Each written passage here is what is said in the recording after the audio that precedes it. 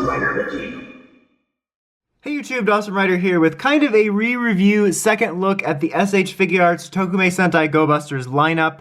The Beast Morphers toys are just barely starting to trickle out here in the US. Hopefully I'll be able to bring reviews within the next week or so, maybe 2 weeks, I don't know, because only one thing's been spotted as of this review. But before we got to that, I wanted to take a look at these to see, should you buy these for Beast Morphers if you're a fan? There's a couple pros and cons of it, but we'll be getting into that. First of all though, these are the only ones that ever have released up to this point, and it's very doubtful we'll get more. So we do have the core 3 and all 3 Beastbots / Buddyroids, but they never did release J or either of the Gold and Silver Rangers or Dark Buster or anything like that. So that's certainly a drawback if you're going for these. So let's go ahead and just take a look at them though. We'll start here with Red Buster. I do still think these are nice figures. They're very imperfect figures. Like the proportions on them aren't exactly right. The neck is a little skinny and it creates this kind of weird, well, skinniness here. Same thing for here with the gap here. Unless you have it, you know, in a certain way, you're always going to see a gap, very, you know, toy-like. And even when you line it up here, you can still just sort of see some weird proportions. So the proportions aren't exactly right, but the colors look solid. They definitely could look a little bit darker. I think the visor could have a little bit more shine to it, but it's still a pretty nice figure. You know, Figuarts does bring you very nice articulation, ball joints, swiveling, double elbow joints, swiveling at the fist. You got your ball joint here, you got your double knee joint, your little ankle joint here, and your toe joint. That's pretty much the same for all of them, so I'm not going to cover it for everyone. And then your waist joint here, which is going to be different. You have like the kind of dual waists here compared to the hinge we'll get for the Lightning collection. But so yeah, it still is a decent-ish mold. Like it's got good articulation, it looks pretty solid, but it's very imperfect when it comes to proportions and looking a little bit too skinny. I think the only thing that really bothers me about it is the neck looking so skinny. Like when I have it down like this, when he's just kind of in a looking down pose, it's not so bad. I couldn't find Red Buster's box to find all the accessories, but they basically all come with the different weapons, very nicely painted. Here I got both the blade and the camera blaster, and then you have ones that come with the together mode and stuff like that. But yeah, they're definitely not perfect. Some of the more imperfect Figuart releases, in fact. Here I have Yellow Buster, aka Zoe from Beast Morphers. I don't have her holding any weapons. You can see the Morphers are also nicely painted on these, which is a plus for sure. I think the proportions on her aren't as bad. She still has a little bit of that skinny neck bit, but I don't notice it as much. I think they did a little bit better job on the proportions in general for her figure. The silver paint here on her skirt piece looks really nice. You know, it's got a nice shine to it. It never dulls up and looks gray. Oh, look, Robbie's running out of energy. Except that's your thing. You're switching roles. But yeah, you still have some of those same problems here with the shoulders and the discrepancy there. Articulation pretty much is largely the same. I really have had no super loose joint problems with these. These have gotten a little bit looser over the years that I've owned them, but like right out of the box and stuff, they were never too huge of a problem and stuff like that.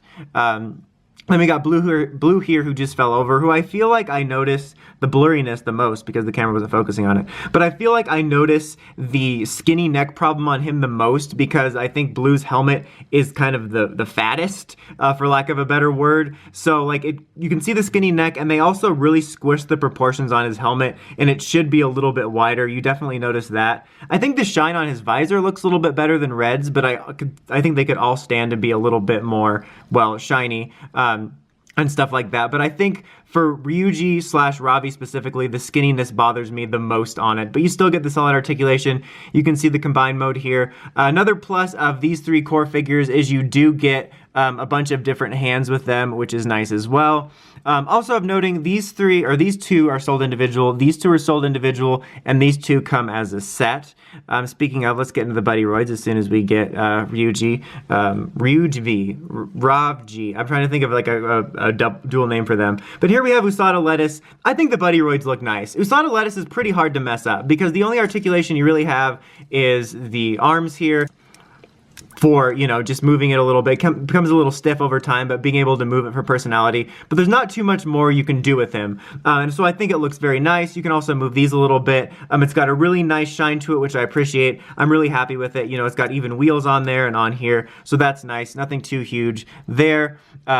Speaking of too huge, though, then you got our buddy Smash over here. Also, I think he looks pretty nice. The proportions are very well done. The blue has a really nice shine to it. You get some pretty solid articulation. He's obviously going to be a little bit more hindered than your standard Figuarts because he's, you know, just a lot bigger. He's got a lot more pieces that clash with each other, but you do get some pretty decent articulation, and I think he overall looks really nice. Like, even there you can see the bit from the mecha. The blue shine on it, I just really do appreciate. I think it's very solid. So I think the Buddyroids hold up better than the Figuarts, especially as time goes on. Cheeda Nick here also, he's more traditional because he's got much more of a humanoid body.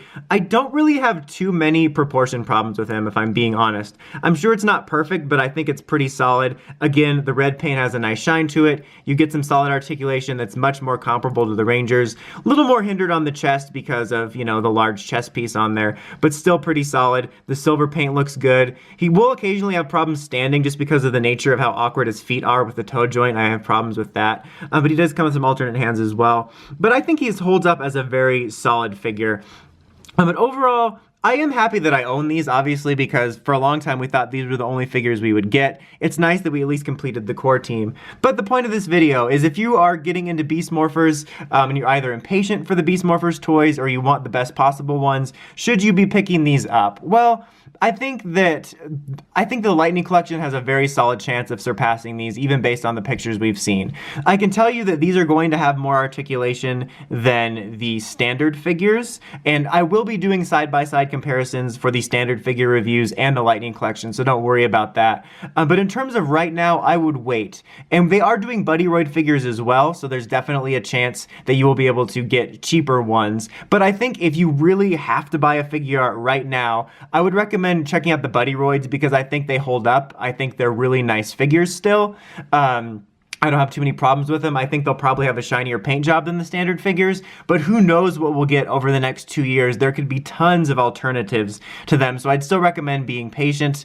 As far as the core team goes, I think your best bet is totally to wait. I mean, if you want to collect every variation of them, who am I to stop you? But there's a better chance of you getting a complete team out of the standard figures we're just about to get, and probably a standard team for the Lightning Collection as well, including Gold, Silver, and probably Dark Buster. But I'll keep you posted on it. But the bottom line for this is if you're kind of antsy about this and you're thinking Figuarts is the top tier quality, the Buddyroids hold up, but the Ranger figures don't quite hold up as well, and I think the Lightning Collection has a chance of surpassing it. So basically just be patient because I think there's some better options just around the corner, because I know there's a lot of people that still think Figuarts is the best bet for Ranger figures, but I think the Lightning Collection is going to give them a run for their money, literally, because the price is going to be significantly less. But anyway, hopefully soon we will be checking out the actual figures, and I will be doing side-by-side comparisons, so you'll be able to see it. But until next time, don't forget to like, comment, subscribe, and climb the steps and ring that bell to get notifications for all my Power Rangers news, videos, reviews, and toy reviews. I said reviews twice, just all 3 reviews. RRR, reviews, reviews, and reviews. Dawson Rider, signing out.